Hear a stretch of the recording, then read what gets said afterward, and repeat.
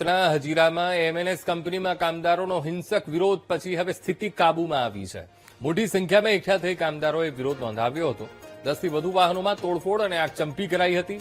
Police સ્ટાફની 2 ખાનગી car પણ આગના હવાલે થઈ હતી. ફાયર વિભાગની ગાડી પર પણ પથ્થરમારો કરવામાં આવ્યો હતો. સ્થિતિ બેકાબૂ બનતા પોલીસે ટીયર ગેસના સેલ પણ છોડ્યા હતા. વેતન વધારાની માંગ સાથે કામદારો વિરોધ કર્યા હતા. કામના કલાકોમાં વધારો કરતા વેતન પણ વધારવાની માંગ સાથે વિરોધ પર કામદારો ઉતરી આવ્યા હતા.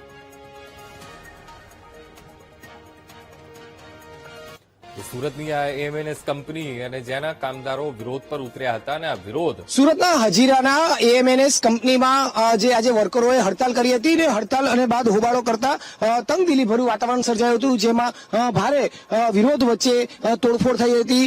જોઈ શકાય છે અત્યારે તમે આ જ હજીરાનો આ સી પ્લાન્ટ છે એએમએનએસ કંપનીનો, અને ત્યાં જે જુદા જુદા પ્લાન્ટમાં જે જગ્યાઓ આવી છે ત્યાં મશીનો પણ તોડી દેવામાં આવી હતી. જે એન્ટ્રી કરવાના જે મશીનો આવે છે તે મશીનોમાં પણ વર્કરો તોડફોડ કરી દીધી હતી. આ સીધા તમને દ્રશ્ય પણ બતાવવાનો પ્રયત્ન કરી રહ્યા છે.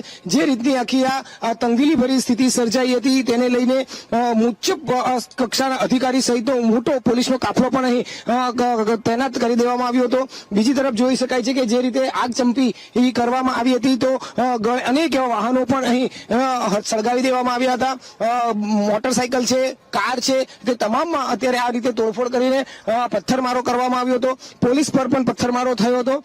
પોલીસે 70 થી વધુ ટીયર ગેસો પણ છોડવા પડ્યા હતા અને પરિસ્થિતિને કાબુ લેવા માટેનો પ્રયત્ન કરવામાં આવ્યો હતો. ભારે મહેનત બાદ ભારે તંગદિલીની સ્થિતિ વચ્ચે આખી આ પરિસ્થિતિ જે છે તે કાબુ લેવા માટે આખરે પોલીસને સફળતા મળી હતી.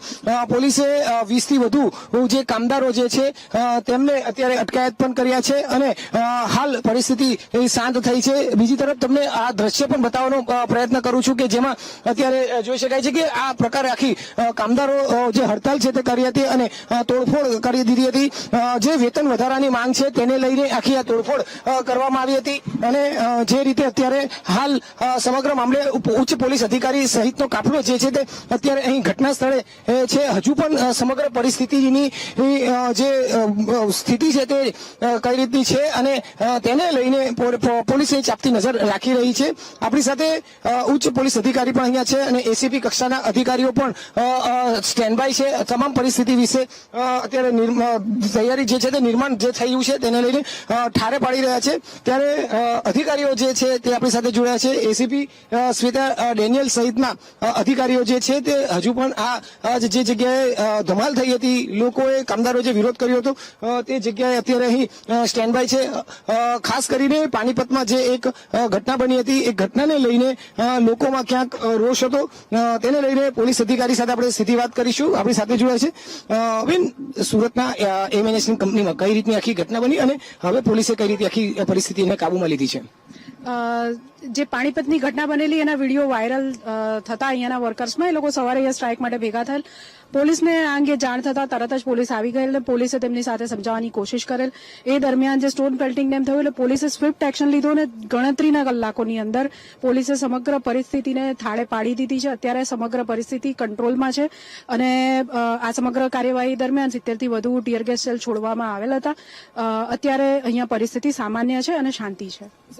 અત્યારે આ કંપનીને કામકાજ માટે બંધ રાખી છે, જે સ્થિતિ સર્જાઈ છે તેને લઈને એ કંપનીનું વહીવટી તંત્ર નક્કી કરશે. અમારા લેવલે અમે જે એન્શ્યોર કર્યું છે અહીંયા હાલ હું હાજર છું ને અહીંયા શાંતિ છે. બીજી એવી સામાન્ય વાત એ બાબતે કરીએ કે પોલીસે કેટલા લોકોની આમ અટકાયત કરી હોય ને જે રીતે બેન સામાન્ય બાબતે હોય કે કેટલા લોકોની અટકાયત કરી કે કઈ રીતનું છે, જે અત્યારે જોઈ શકાય છે કે પોલીસ અધિકારી સહિતનો ઉચ્ચ સહિતનો કાફલો પણ અહીંયા ઘટના સ્થળે પહોંચ્યો હતો.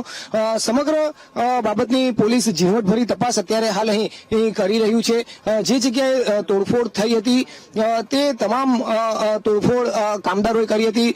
વેતન વધારાથી લઈને તમામ જે પાણીપતમાં જે એક હત્યા એક કામદારનું મોત નીપજ્યું તેનો પણ સોશિયલ મીડિયામાં વિડીયો વાયરલ થયો હતો અને ત્યારબાદ આ પ્રકારની ઘટના જે છે તે અહીં બની છે. જોઈ શકાય છે કે આ પ્લાન્ટ સી પ્લાન્ટ આવ્યો છે અને સી પ્લાન્ટમાં અત્યારે આ રીતે જે ઘટના જે છે તે સામે આવી હતી. કારોમાં આગ લગાવી દેવામાં આવી હતી. કારોની વચ્ચે પોલીસે મોટરસાયકલમાં આગ લગાડી દેવામાં આવી હતી, ફાયરની ગાડીઓમાં પણ તોડફોડ કરવામાં આવી હતી. આ રીતની આખી સ્થિતિ સર્જાઈ હતી. ઓફિસોની અંદર પણ તોડફોડ કરવામાં આવી હતી અને આગ ચંપી કરવામાં આવી હતી. આ તમામ પરિસ્થિતિને કાબુ લેવા માટે પોલીસે ટીયર ગેસ છોડવા પડ્યા હતા.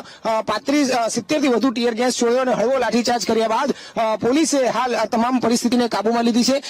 કેટલાક 20 થી વધુ જે કર્મચારીઓ જે હડતાલ કરી રહ્યા હતા તેઓની અટકાયત પણ કરી છે અને સમગ્ર પરિસ્થિતિ હાલ કાબુમાં મેળવી લેવામાં આવી છે. કેમેરામેન દેવેશ સોલંકી સાથે ધ્રુવ સોમપુરા, વીટીવી ન્યૂઝ, સુરત.